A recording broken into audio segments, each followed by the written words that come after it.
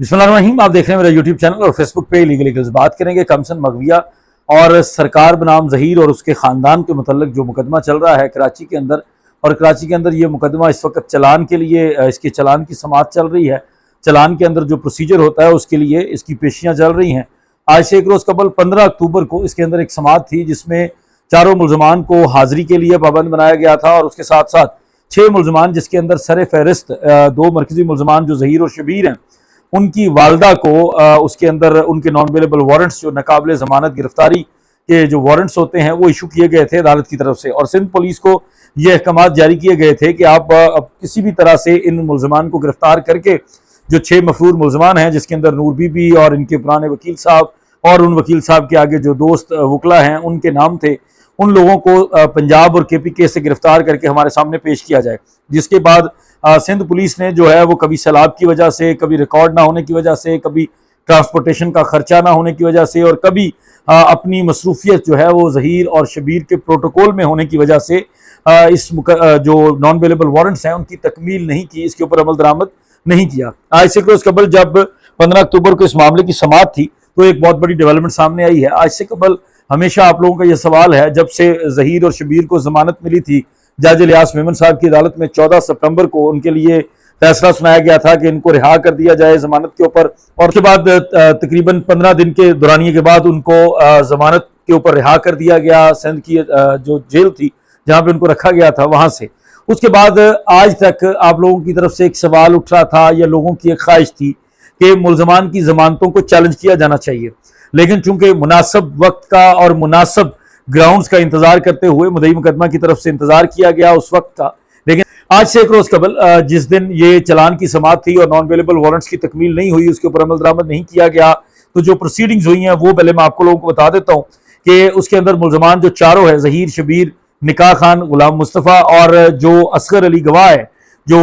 रिपोर्टरली ज़हीर और शबीर का कज़न भी है,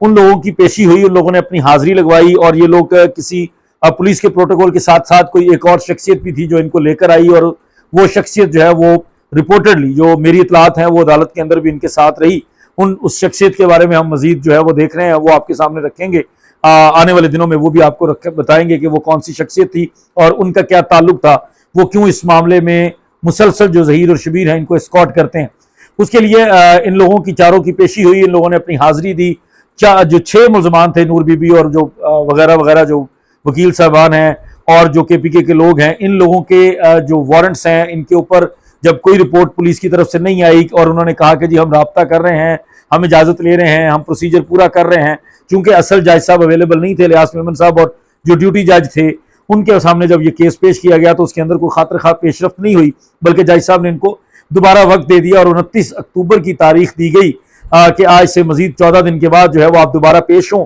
और दोबारा आके हमें रिपोर्ट दें कि नूर बीबी जो है वो आपके काबू क्यों नहीं आ रही, नूर बीबी के लिए आप क्या कार्रवाई करने जा रहे हैं और आपकी क्या कार्रवाई है, जो आपको अहकामात दिए गए हैं, जो आपको हुक्म दिया गया है एज पर लॉ, उसके ऊपर अमल दरामद करने के लिए आपकी क्या कार्रवाई है।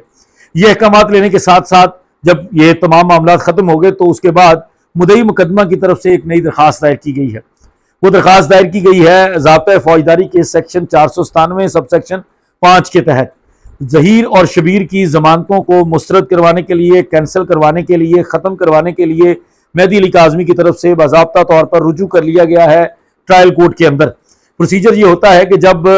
जो 498 की ज़मानत होती है वो कबल गिरफ्तारी होती है, जो मुल्ज़मान गिरफ्तार नहीं होते, और उसके बाद 497 के तहत ज़मानत लेता है मुल्ज़म। अगर वो जेल के अंदर होता है तो जो ज़मानत फाइल की जाती है उसको बाद गिरफ्तारी, पोस्ट अरेस्ट बेल और वो सेक्शन 497 हमारे criminal procedure code CRPC Urdu में ज़ाब्ता फौजदारी कहते हैं, उसके 497 के तहत ये ज़मानत ली जाती है। अगर ये ज़मानत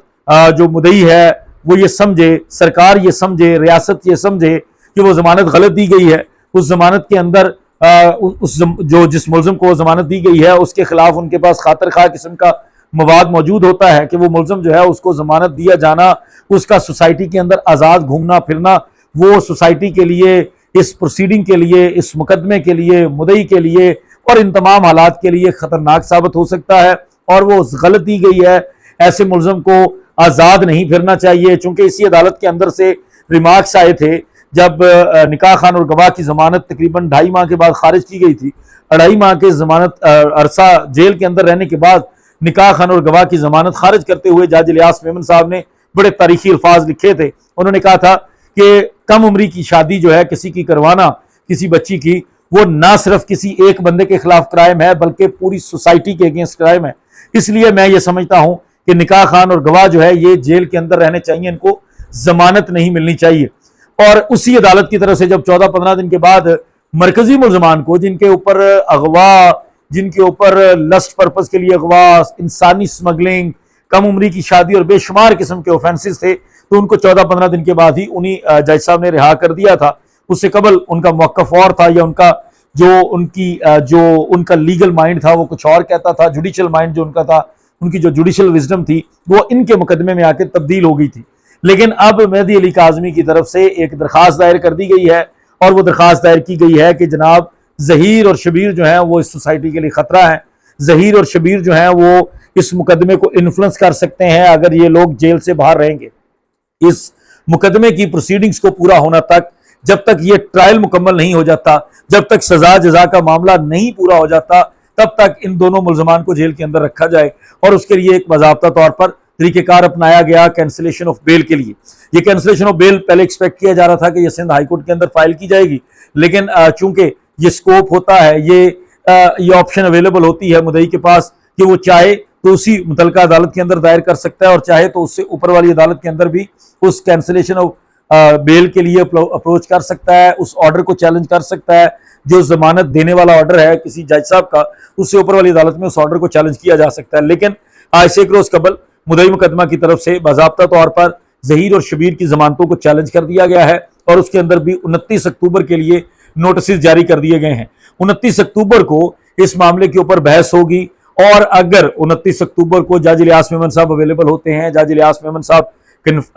کنونس ہوتے ہیں جبران ناصر کے آرگیومنٹس کے اوپر، تو 29 اکتوبر کو ظہیر اور شبیر جو ہے وہ واپس اس عدالت سے آزادانہ نہیں جائیں گے تو شاید اسی پولیس کے ساتھ، لیکن اس دفعہ ان کے لیے جو طریقہ کار ہوگا ان کو گرفتار کر کے لے جایا جائے گا، نہ کہ ان کو پولیس کے پروٹوکول کے اندر لے جایا جائے گا۔ یہ بالکل اسی طرح دہرائی جائے گی ایکسرسائز جس طرح سے ظہیر اور شبیر کو جب گرفتار کیا گیا تھا تو ان کو اسی پولیس کے افسران کے ساتھ ساتھ جو لوگ اس کو پروٹوکول دے رہے تھے، جو اس کو سیکیورٹی پرووائڈ کر رہے تھے، جو اس کے لیے اعلی کار بنے ہوئے تھے، جو ان کے ارد گرد حصار بنا کر ان کو محفوظ کرتے تھے، ٹھنڈی اور گرم ہوا نہیں لگنے دیتے تھے، وہی پولیس افسران، وہی پولیس کے ملازمین جو ہے ان کو دوبارہ اپنی گاڑی میں ڈال کر سیدھا جیل کے اندر چھوڑ کر آئیں گے اگر یہ کینسلیشن آف بیل کے اوپر بحث ہونے کے بعد جج صاحب کنونس ہوتے ہیں۔ تو یہ ضروری تھا آپ لوگوں کے سامنے رکھنا، کیونکہ بہت سارے لوگوں کا یہ سوال تھا کہ کینسلیشن آف بیل کے لیے جبران ناصر کی طرف سے اناؤنس کیا گیا تھا، جو مدعی مقدمہ کو کراچی کے اندر ریپریزنٹ کر رہے ہیں، لیکن آج تک اس کے بارے میں کوئی اپڈیٹ نہیں تھی کہ وہ کینسلیشن آف بیل جو ہے وہ اپلائی کر دی گئی ہے یا نہیں کر دی گئی۔ تو 15 اکتوبر کو ہی ایک باضابطہ طور پر درخواست دائر کر دی گئی ہے، اور اس کا فیصلہ 29 اکتوبر کو متوقع ہے۔ 29 اکتوبر کو اگر جج الیاس میمن صاحب دوبارہ چھٹی پر نہیں ہوں گے تو 29 اکتوبر کو اس کے اوپر فیصلہ ہو جائے گا۔ اجازت دیجیے، بہت شکریہ، السلام علیکم۔